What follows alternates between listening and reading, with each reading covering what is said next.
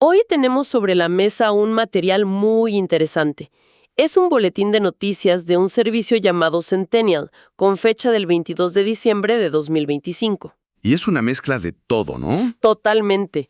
Va desde un posible cambio de embajador aquí en Guatemala, un atentado en Moscú, la polémica con los archivos de Epstein, hasta... ¿Y el calendario escolar? Sí, parece una lista de temas al azar. Exacto.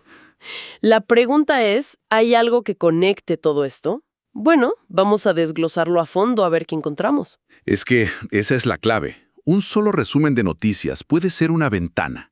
Una radiografía, digamos, de las tensiones del mundo en un solo día, desde la geopolítica hasta cómo se controla la información. Pues empecemos por ahí, por la geopolítica.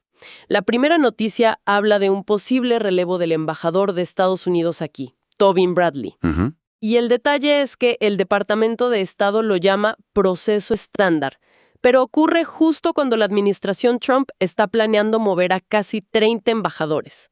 Y esa frase, proceso estándar, es de manual. Lenguaje diplomático. El más clásico. Es una forma de minimizar la fricción, de evitar especulaciones. Básicamente es decir, aquí no pasa nada mientras mueves una pieza clave en el tablero. Es un juego de apariencias. Y es fascinante porque en el mismo boletín tenemos la noticia de la muerte del general ruso Fanil Sarvarov en Moscú.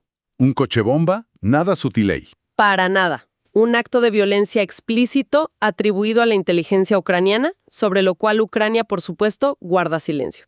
Aquí es donde se pone muy interesante. Totalmente. Porque ambos eventos reflejan tensiones internacionales, pero se manifiestan de formas opuestas. Exacto. Por un lado, tienes la diplomacia, los canales formales, el silencio calculado.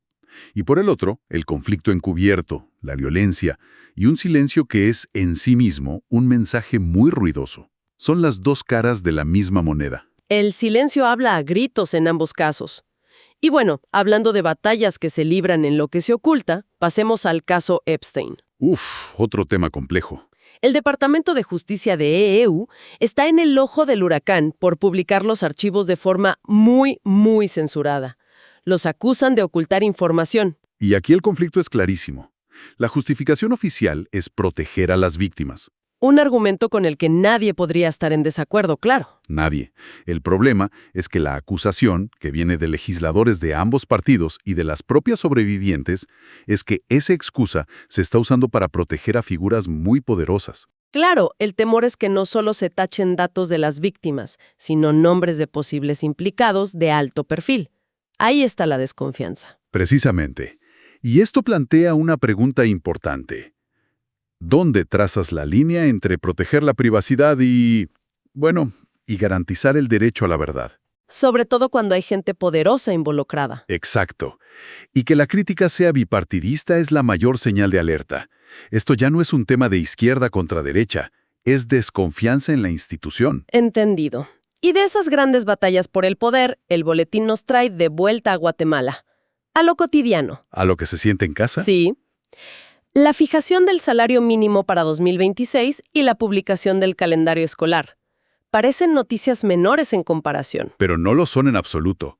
Si conectamos esto con el panorama general, estas noticias son el punto final, donde las grandes decisiones políticas aterrizan. ¿Cómo así? A ver, la decisión de tener un salario mínimo para la capital y otro para el resto del país no es un simple dato. Es una política económica que refleja y moldea las desigualdades del país. Entiendo. O sea, la geopolítica se juega con diplomáticos y espías, pero la geopolítica de la vida diaria La que de verdad importa. se juega con el salario a fin de mes y los horarios de los chicos. Justamente. Y el calendario escolar, que parece una simple formalidad, en realidad estructura la vida de millones de familias. Define las vacaciones, los horarios de los padres, el ritmo de la economía. Son las reglas del juego de lo cotidiano. Dictadas desde el poder, de una forma mucho más directa que un movimiento diplomático. Entonces, ¿qué significa todo esto? ¿Que esta lista de noticias al azar es en realidad una radiografía? Una instantánea. Vemos el poder en el lenguaje de la diplomacia, en la violencia encubierta, en la información que se censura y, al final, en las normas que organizan nuestro día a día.